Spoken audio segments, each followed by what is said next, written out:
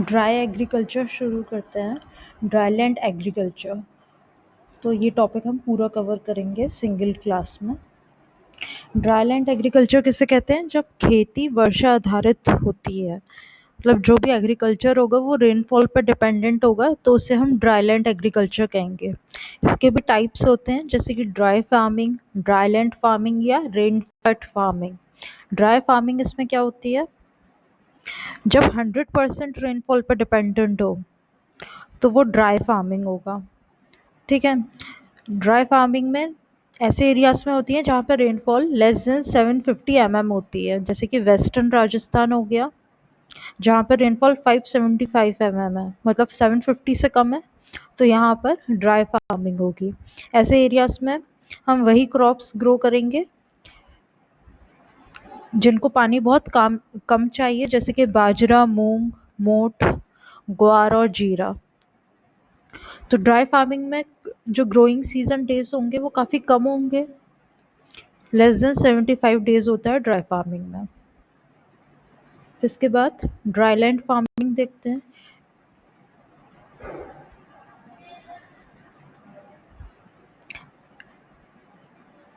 बिल्कुल से जो ड्राई रीजन्स है वहाँ ड्राई फार्मिंग होगी, और ड्राईलैंड फार्मिंग जो है वो सेमी ड्राई रीजन्स में होगी। ठीक है।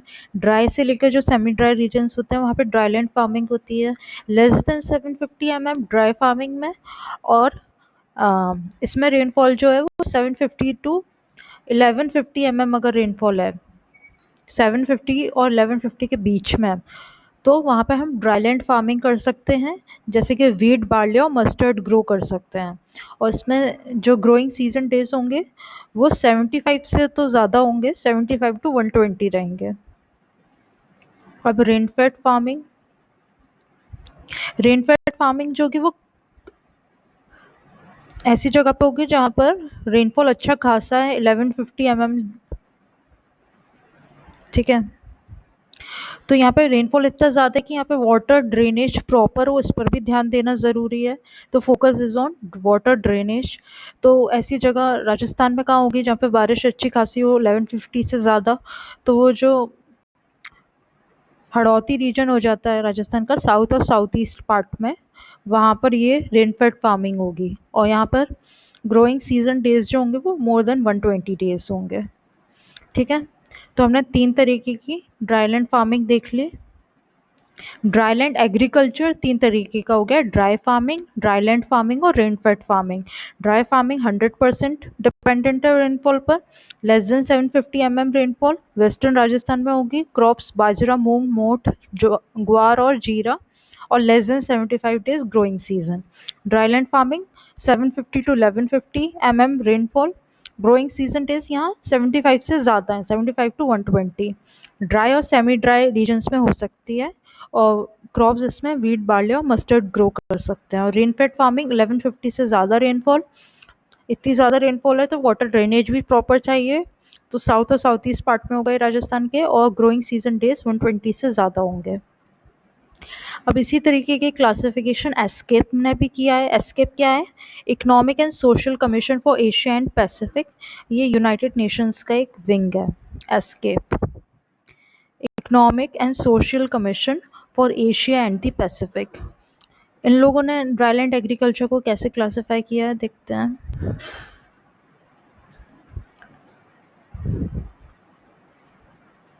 इन्होंने 2 टाइप्स बताए हैं, dryland agriculture and rainfed agriculture. Dryland इन्होंने बताया है रेनफॉल लेस देन 800 ठीक है।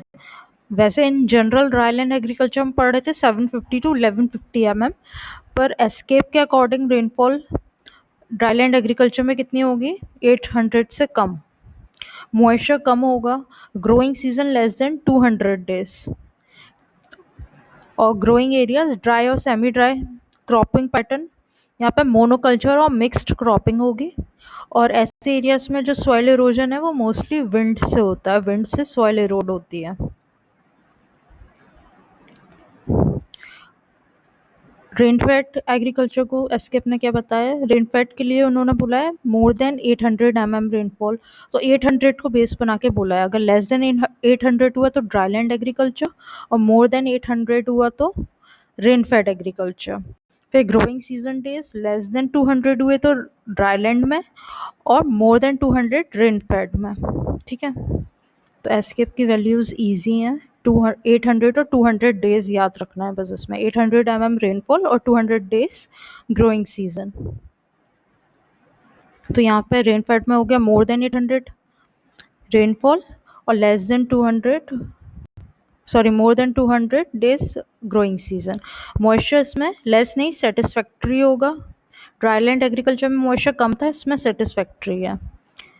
और ग्रोइंग एरियाज होंगे ह्यूमिड और सब ट्रॉपिकल। क्रॉपिंग पैटर्न इसमें मिक्स्ड और डबल होगा। ठीक है, वहाँ पे मोनोकल्चर एंड मिक्स्ड था, यहाँ पे mixed and double double cropping pattern है। और सॉइल इरोजन ड्राईलैंड में विंड से था, रेनफेड में वाटर से है। फिर हिस्ट्री देखते हैं ड्राईलैंड एग्रीकल्चर की। तो इंडिया में सबसे पहले ड्राईलैंड एग्रीकल्चर जो है हमें कृषि पराशर के वर्क से मिलता है, जो कि संस्कृत में लिखा हुआ है। 400 BC का ये वर्क है, इतना पुराना, 400 BC में रिकॉर्ड हुआ था ये। कृषि पाराशर नाम से संस्कृत में ये डॉक्यूमेंट है। ठीक है, उसके बाद 1850 की बात करें तो ड्राई फार्मिंग 1850 में यूएसए में स्टार्ट हुई, और इसका साइंटिफिक या जो वेल वर्जन था ज़्यादा मॉडिफाई होके वो 1863 में आया था।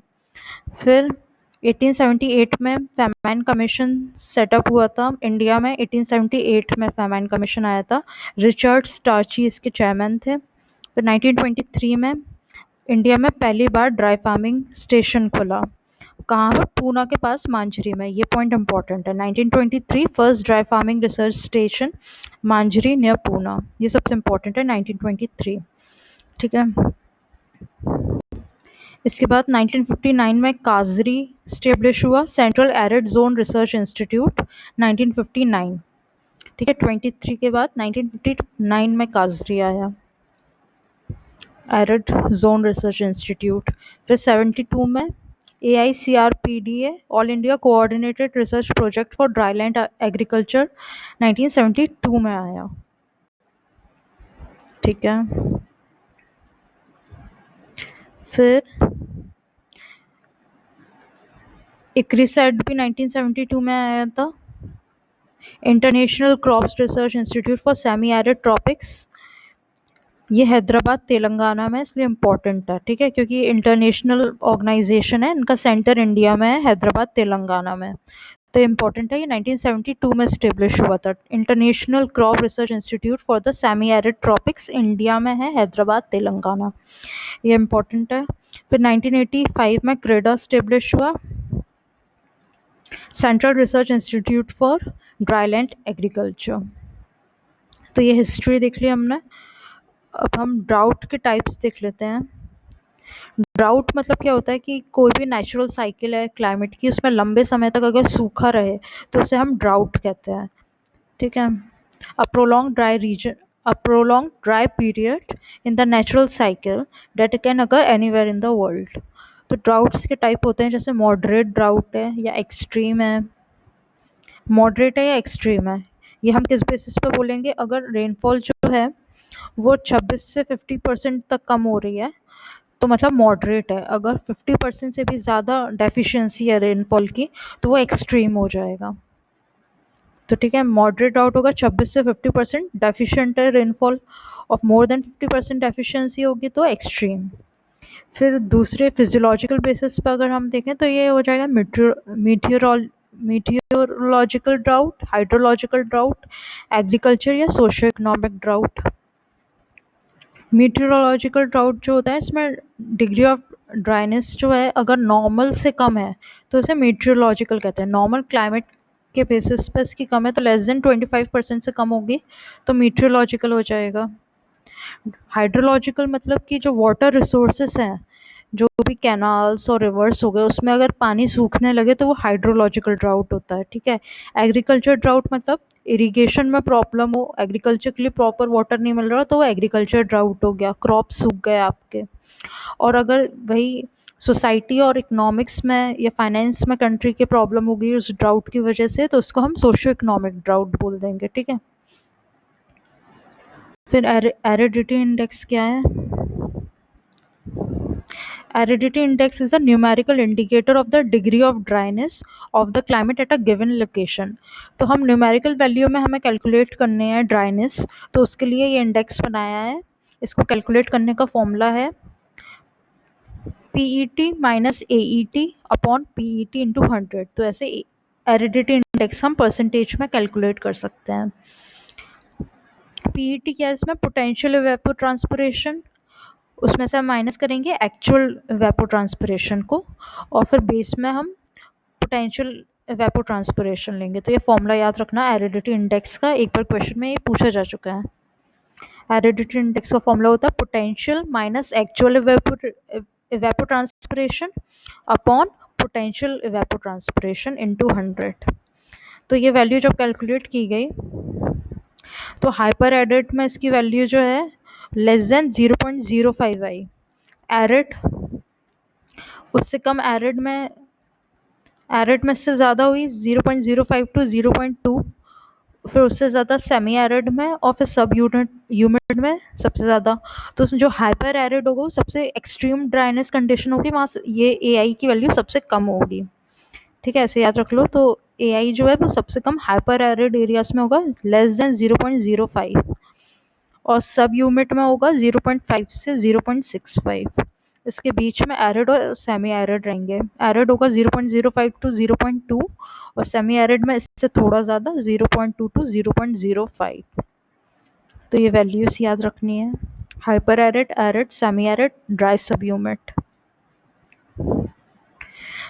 फिर FAA ने इससे क्लासीफाई किया है, फूड एंड एग्रीकल्चर ऑर्गेनाइजेशन ने डेजर्ट, एरिड और सेमी एरिड रीजन्स को रेनफॉल के बेसिस पे, इन्होंने सिंपली बोला है अगर 50 mm से कम रेनफॉल हो रही है तो मतलब डेजर्ट है वो एरिया, 50 to 250 mm है मतलब एरिड है, और 250 to 500 में सेमी एरिड होगा। ICAR ने मॉइस्चर इंडेक्स के बेसिस पर कैलकुलेट किया है। ये मॉइस्चर इंडेक्स के बेसिस में इन्होंने क्लासीफाई किया है ICAR ने, Indian council of agriculture research. तो इन्होंने एरिड में मॉइस्चर इंडेक्स, ये वैल्यूज हैं। मॉइस्चर इंडेक्स कैलकुलेट कैसे करते हैं पहले वो देख लेते हैं। मॉइस्चर इंडेक्स होता है 100 इंटू S-D/PE। तो वाटर सरप्लस में से वाटर डेफिशिएंट माइनस करेंगे अपॉन पोटेंशियल इवेपोट्रांसपिरेशन लेंगे इनटू 100, ये होगा मॉइस्चर इंडेक्स। तो मॉइस्चर इंडेक्स का भी फॉर्मूला याद रखना, surplus minus water deficit, water surplus minus water deficit upon potential evapotranspiration into 100।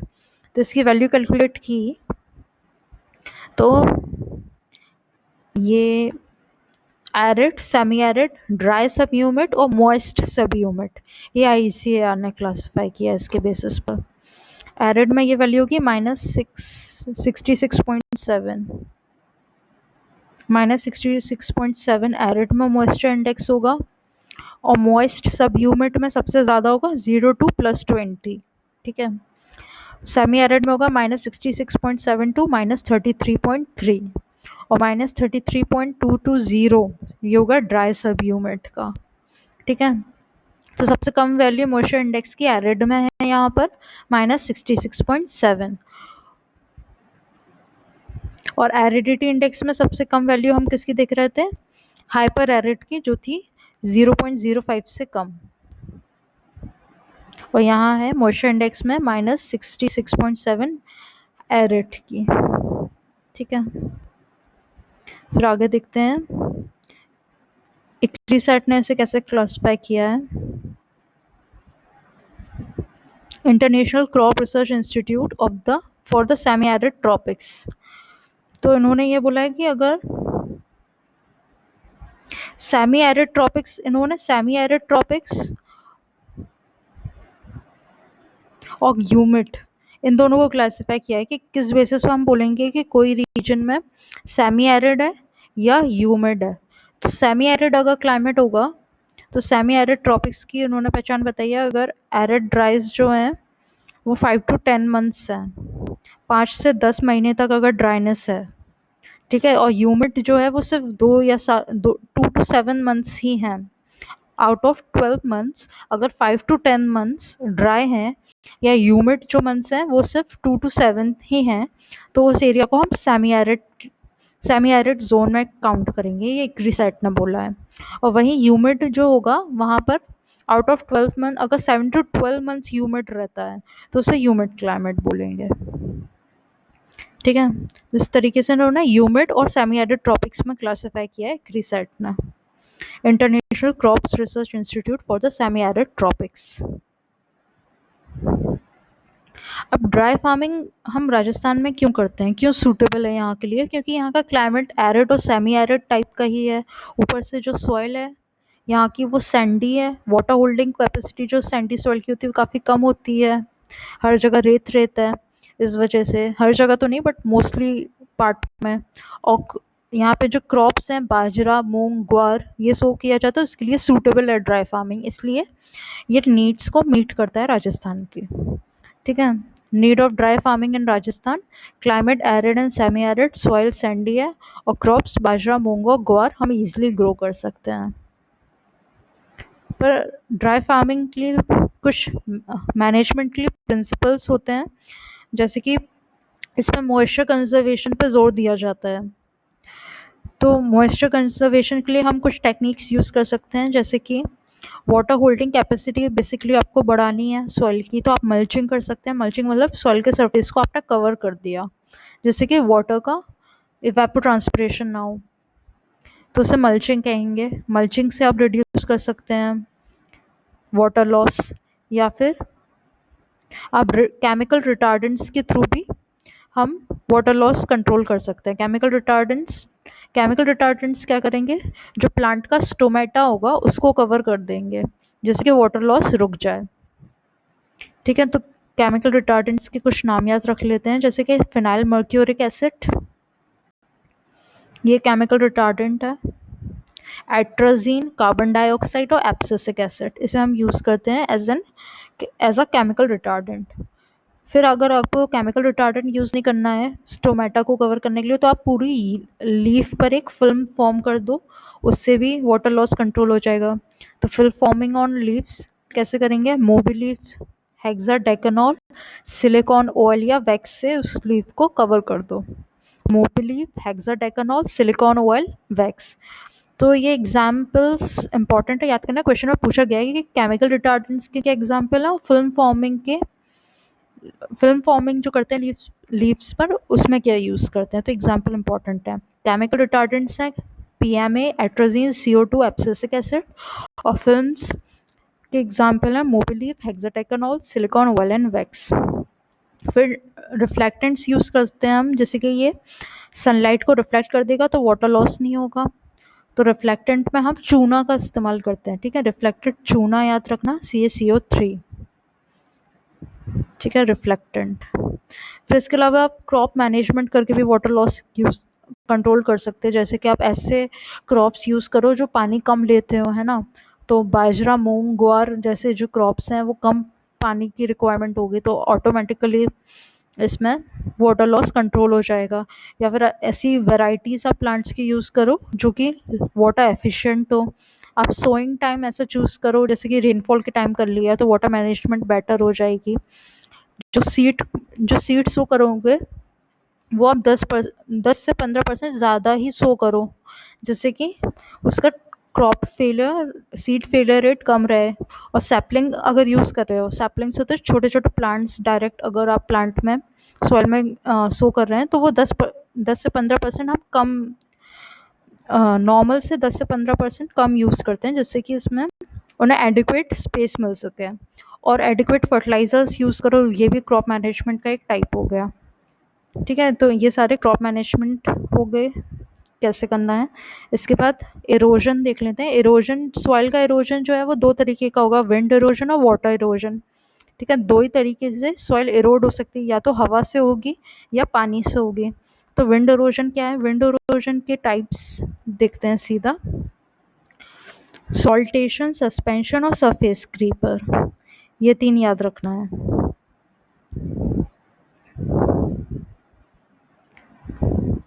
Saltation क्या होगा इसमें, विंड से सॉइल जो इरोड होगी उस सॉइल का पार्टिकल साइज 0.1 टू 0.5 mm होगा, ठीक है। और लेस देन 0.1 जो होगी वो सस्पेंशन से होगी, और मोर देन 0.5 जो होगी वो सरफेस क्रीपर से होगी, ठीक है। ये याद रख लेना। तो 0.1 टू 0.5 mm ले रहे हैं हम। इसमें अगर 0.5 mm से कम हुआ, सॉरी 0.5 mm से ज़्यादा हुआ पार्टिकल साइज, तो ये सरफेस क्रीपर से रोड होगी, ये याद रखना। और 0.1 mm से कम हुआ तो सस्पेंशन, और 0.1 टू 0.5 हुआ तो सॉल्टेशन, ठीक है। ये वैल्यू इस तरफ बढ़ रही है, तो जब 0.5 से ज़्यादा होगी तो सरफेस क्रीपर से होगा, 0.1 से कम होगी तो सस्पेंशन से, और 0.1 से 0.5 mm पार्टिकल साइज होगा तो सॉल्टेशन होगा, ठीक है। जो सबसे ज़्यादा विंड इरोजन होता है वो सॉल्टेशन से ही होता है, 75% करीब सॉल्टेशन से ही विंड इरोजन होता है। सस्पेंशन 0.1 mm से छोटा है पार्टिकल साइज, तो वो फ्लोट करने लगेगा एयर में, इस टाइप का बहुत कम होता है, इतने छोटे पार्टिकल साइज नहीं होते हैं, इसलिए सस्पेंशन से विंड इरोजन सबसे कम देखने को मिलेगा। सरफेस क्रीपर में 0.5 mm से भी ज़्यादा है वैल्यू पार्टिकल साइज की, ये 25% जो है विंड इरोजन वो सरफेस क्रीपर टाइप होता है, ठीक है। इसमें जो सॉइल पार्टिकल होते हैं वो क्रीप करने लगते हैं, ऐसे रेंगने लगते हैं, तो इस तरीके से मूव होता है। ये हो गया विंड इरोजन। अब वाटर इरोजन देखते हैं। वाटर इरोजन का टाइप है स्प्लैश, शीट, गली और रिल इरोजन। तो स्प्लैश क्या होगा, स्प्लैश को रेन ड्रॉप इम्पैक्ट भी कहते हैं। जो जो सबसे पहला टाइप होता है वाटर इरोजन की, जो स्टार्टिंग होती है वो स्प्लैश से ही शुरू होती है, इसलिए इसे प्राइमरी फॉर्म कहते हैं वाटर इरोजन का। इसमें क्या होगा, जो वाटर ड्रॉपलेट्स हैं उनका जो सॉइल का सरफेस है उससे बॉम्बार्डमेंट होगा, उससे सॉइल इरोड होगी। ये सॉइल है, सोल नहीं है, ठीक है। तो स्प्लैश की डेफिनेशन हो जाएगी, स्प्लैश और rain drop impact primary form of water erosion results from the bombardment of the soil surface by the rain. उसके बाद शीट, शीट जो है वो सेकंड नेक्स्ट फॉर्म है। इसमें यूनिफॉर्म रिमूवल होगा सॉइल का। Uniform removal of soil in thin layers occurs when soil particles are carried evenly over the soil surface by rainwater that does not infiltrate into the ground. तो इसमें क्या होगा, जो पानी ऊपर से रेनफॉल से गिरा वो इन्फिल्ट्रेट नहीं हो पाया, ठीक है, ज़मीन उसे सोख नहीं पाई, तो उस पानी से जो सॉइल कैरिड अवे होगी वो शीट इरोजन होगा, ठीक है। पानी ज़मीन पे गिरा, उससे स्प्लैश हुआ, अब वो पानी इकट्ठा होकर बह रहा है और ज़मीन उसे सोख नहीं रही है, तो वो शीट है, ठीक है। स्प्लैश और शीट, स्प्लैश के बाद शीट होता है। इसके बाद देखते हैं गली इरोजन में क्या होगा, widespread and often dramatic form of soil erosion caused by flowing surface water. अब यही पानी शीट वाला ही ज़्यादा अमाउंट में फ्लो करने लगेगा तो ज़्यादा अमाउंट ऑफ सॉइल को इरोड करेगा, इसी को हम गली कह देंगे, गली इरोजन। और रिल इरोजन क्या होता है, जो स्लोपी सरफेस होते हैं हिल्स वगैरह पर, वहाँ पर जो ये वाटर इरोजन होगा इसे रिल कहेंगे। occurs as water flows over a hill slope and cuts shallow curvy channels into the top soil। तो ये वाटर इरोजन के टाइप्स हो गए। अब हम कुछ फैक्ट्स देख लेते हैं, इसके बाद पूरा कंप्लीट हो जाएगा ड्राईलैंड एग्रीकल्चर। तो हमारी कंट्री में जो 143 मिलियन हेक्टेयर एग्रीकल्चर हो रहे हैं उसमें से जो 70% है ना वो रेनफेड ही है, रेनफॉल पर ही डिपेंडेंट है 70%, ठीक है। 40 to 45% that is 40 to 45 million hectare हो गए, ये परसेंट नहीं, 40 to 45 मिलियन हेक्टेयर, मतलब कि 30% जो एग्रीकल्चर है वो इरिगेशन पर डिपेंडेंट है।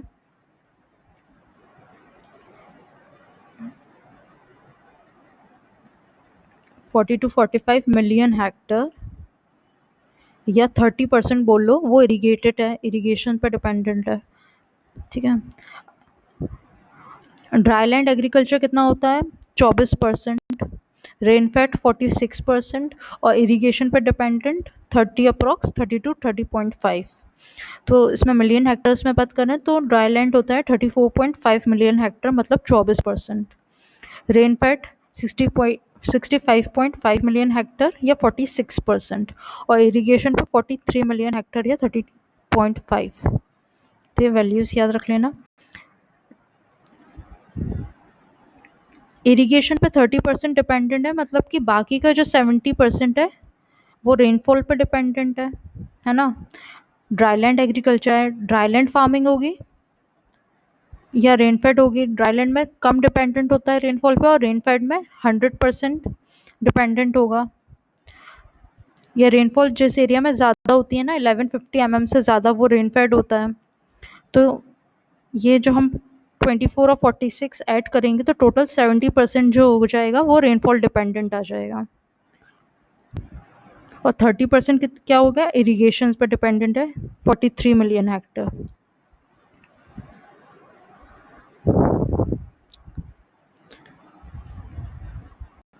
जो कंट्री का टोटल क्रॉप है उसमें से 42% जो है अप्रॉक्स, वो ड्राईलैंड एग्रीकल्चर से ही आता है। 42% क्रॉप्स ड्राईलैंड एग्रीकल्चर से आता है, जिसमें मिलेट्स अप्रॉक्स 90% ड्राईलैंड एग्रीकल्चर में ही होते हैं मोस्टली। मतलब मिलेट्स जो है, इसका मतलब रेनफॉल पर ही डिपेंडेंट है। इवन पल्सेस भी, मिलेट्स और पल्सेस सबसे ज़्यादा रेनफॉल पर डिपेंडेंट होते हैं, ड्राईलैंड एग्रीकल्चर से ग्रो करते हैं। जो ड्राईलैंड एग्रीकल्चर होता है उसमें सबसे ज़्यादा क्रॉप्स जो हम ग्रो करते हैं वो है मिलेट्स, पल्सेस और ऑयल प्रोड्यूसिंग क्रॉप्स, जैसे कि पीनट्स और सोयाबीन वगैरह की जो खेती होगी वो भी ड्राईलैंड एग्रीकल्चर पे बेस्ड होगी। मतलब 75 to 90% प्रोडक्शन जो है इनका वो ड्राईलैंड एग्रीकल्चर से होता है।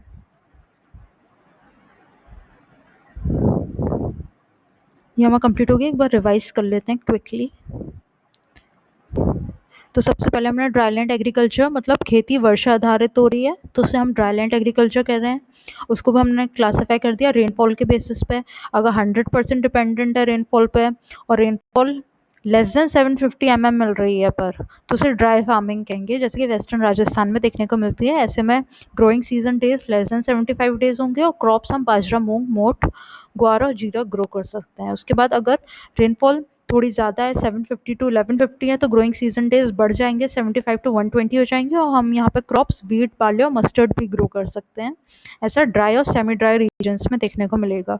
फिर रेनफेड फार्मिंग में अच्छी खासी बारिश हो रही है, 11 से 50 mm से ज़्यादा, तो उसमें ग्रोइंग सीजन डेज काफ़ी अच्छे, 120 डेज से ज़्यादा हम ग्रो कर सकते हैं, जैसा कि साउथ ईस्ट पार्ट में होगा राजस्थान के। पर यहाँ पे हमें वाटर ड्रेनेज देखना पड़ेगा, रेगुलेट करना पड़ेगा, क्योंकि रेनफॉल अच्छा खासा है।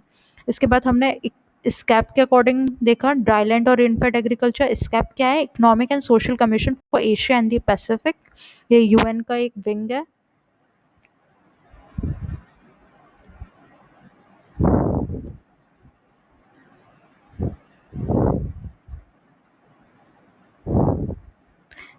तो इन्होंने ड्राईलैंड एग्रीकल्चर और रेनफेड एग्रीकल्चर को क्लासीफाई किया है। इन्होंने रेनफॉल 800 को बेस मान के बताया, 800 से कम होगी ड्राईलैंड में और 800 से ज़्यादा होगी रेनफेड में।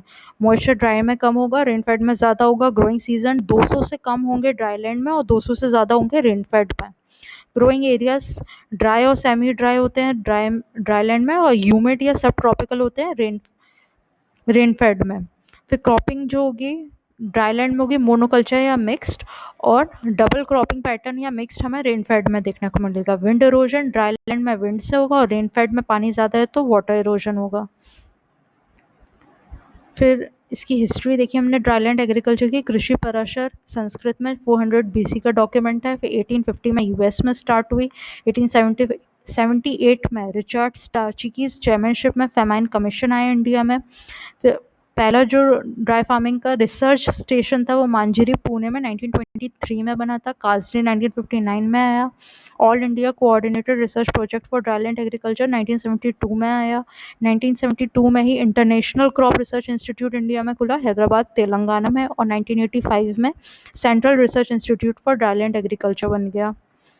फिर ड्राउट हमने देखे, प्रोलॉन्ग ड्राइनेस पीरियड को ड्राउट कर रहे थे। 26 से 50% कम हो बारिश तो मॉडरेट ड्राउट होगा, और 50 से ज़्यादा तो एक्सट्रीम ड्राउट कंडीशंस हो जाएंगी। फिर ये जिस तरीके से अफेक्ट करेंगी उसके बेसिस पे हमने मीटरोलॉजिकल, हाइड्रोलॉजिकल, एग्रीकल्चर को अफेक्ट करी तो एग्रीकल्चर, सोशल इकोनॉमिक कंडीशंस को अफेक्ट करेंगे तो सोशो इकोनॉमिक में क्लासीफाई किया। फिर एरिडिटी इंडेक्स का फॉर्मूला देखा, potential evapotranspiration minus actual upon potential into 100। फिर इसके बेसिस पे सबसे कम वैल्यू जो थी वो हाइपर एरिड की लेस देन 0.05 थी, ड्राई सब यूनिट की सबसे ज़्यादा थी 0.5 टू 0.65। फिर एरिड की है 0.05 टू 0.2 और सेमी एरिड की थोड़ी ज़्यादा 0.2 टू 0.5। फिर एफ ने बारिश के बेसिस पे सिंपली बोल दिया 50 से कम हो रही है तो डेजर्ट है, 50 टू 250 mm है तो एरिड है, और 250 टू 500 में सेमी एरिड है। ICAR ने मॉइस्चर इंडेक्स के बेसिस पे बताया, मॉइस्चर इंडेक्स होता है surplus minus water deficit upon potential evapotranspiration into 100। Arid की सबसे कम थी -66.7, मॉइस्ट सब यूनिट की सबसे ज़्यादा 0 टू +20, सेमी एरिड की थी -66.7 टू -33.3, और ड्राई सब यूनिट की है -33.2 टू 0। फिर इक्री सेट जो है इन्होंने सेमी एरिड और ह्यूमिड क्लाइमेट को डिस्क्राइब किया। अगर जो ड्राई मंथ्स हैं अगर वो 5 टू 10 मंथ्स से ज़्यादा है या 5 टू 10 मंथ्स हैं तो सेमी एरिड ट्रॉपिक्स हो जाएगा, और 7 टू 12 मंथ्स अगर ह्यूमिड है तो ह्यूमिड क्लाइमेट हो जाएगा। तो राजस्थान में ड्राई फार्मिंग होती है क्योंकि यहाँ का रीजन एरिड और सेमी एरिड है, सॉइल सैंडी है, और क्रॉप्स हमें बाजरा, मूंग, ग्वार ऐसे में ईजिली ग्रो कर सकते हैं। क्रॉप मैनेजमेंट हमने देखी, मल्चिंग कर दिया वाटर लॉस प्रिवेंट करने के लिए, या chemical retardant PMA, atrazine, CO2, abscisic acid use कर लिया, या फिल्म यूज़ कर ली हमने लीफ पर, मोबिलीफ, हेक्साडेकानॉल, सिलिकॉन ऑयल या वैक्स, या हमने रिफ्लेक्टेंट में चूना लगा दिया CaCO3, या फिर हमने कुछ और मैनेजमेंट प्रैक्टिसेस देख ली। इसके बाद हमने सॉइल इरोजन देखा, विंड और वाटर। विंड में saltation, suspension, surface creeper. Saltation मतलब 0.1 से 0.5 के बीच में, 0.1 से कम होगा तो सस्पेंशन और 0.5 से ज़्यादा होगा तो सरफेस क्रीपर। सबसे ज़्यादा क्या होता है? सॉल्टेशन। फिर वाटर इरोजन देखा तो इसमें सबसे पहले जब पानी गिरा नीचे तो स्प्लैश, फिर उसने फ्लो करना शुरू किया तो शीट, और शीट की ज़्यादा अमाउंट ऑफ वाटर फ्लो हुआ तो गली बन गया, और यही वाटर फ्लो जब स्लोप से हुआ तो रिल। इसके बाद हमने फैक्ट्स देखे, 70% जो खेती है वो रेन फेड हो रही है इंडिया में, 143 मिलियन हेक्टेयर करीब। फिर इसमें जो 30% है वो इरीगेटेड है, 30% मतलब 40 टू 45 मिलियन हेक्टेयर जो है इरीगेशन से हो रही है। तो 100 में से 30 गया तो बचा 70% जो है वो ड्राईलैंड और रेनफेड है, मतलब रेनफॉल पर डिपेंडेंट है। फिर 42% जो कंट्रीज़ के क्रॉप्स हैं वो ड्राईलैंड एग्रीकल्चर से मिलते हैं, जिसमें मिलेट्स और पल्सेस सबसे ज़्यादा हैं, और ड्राईलैंड एग्रीकल्चर से 75 टू 90% हमें यही क्रॉप्स मिलता है, मिलेट्स, पल्सेस और ऑयल प्रोड्यूसिंग क्रॉप्स। तो ये हमारा ड्राईलैंड फार्मिंग पूरा कंप्लीट हो गया। अब वीडियो को लाइक और सब्सक्राइब कर लेना चैनल।